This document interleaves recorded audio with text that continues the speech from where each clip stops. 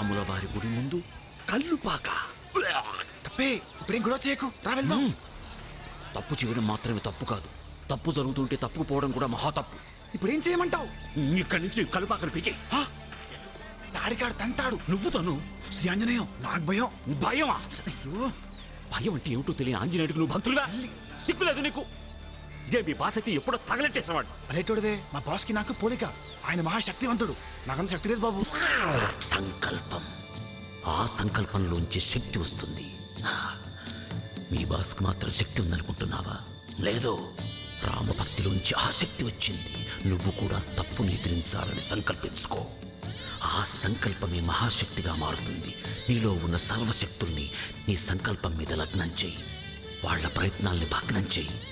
చెడుని దగ్ధం చెయ్యి. నీ భక్తిని శక్తిగా మార్చుకో.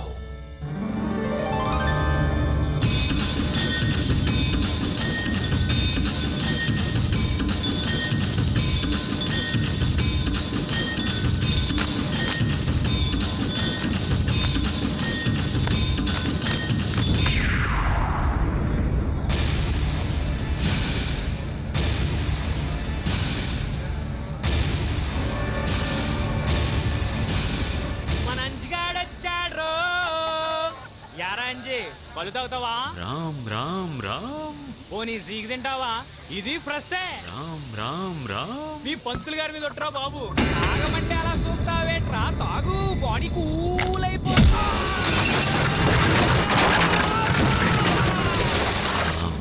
శ్రీరామ్.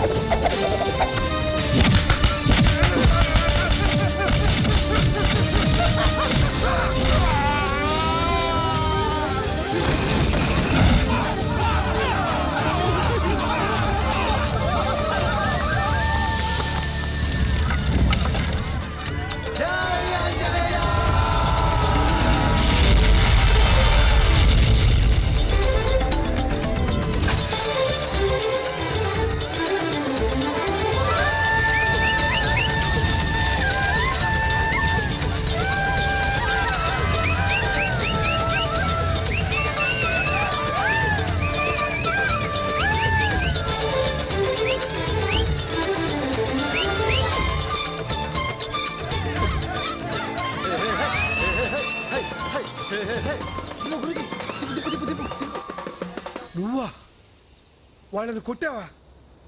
కలుపాక తగలబెట్టావా? ఎలా చేసావురా?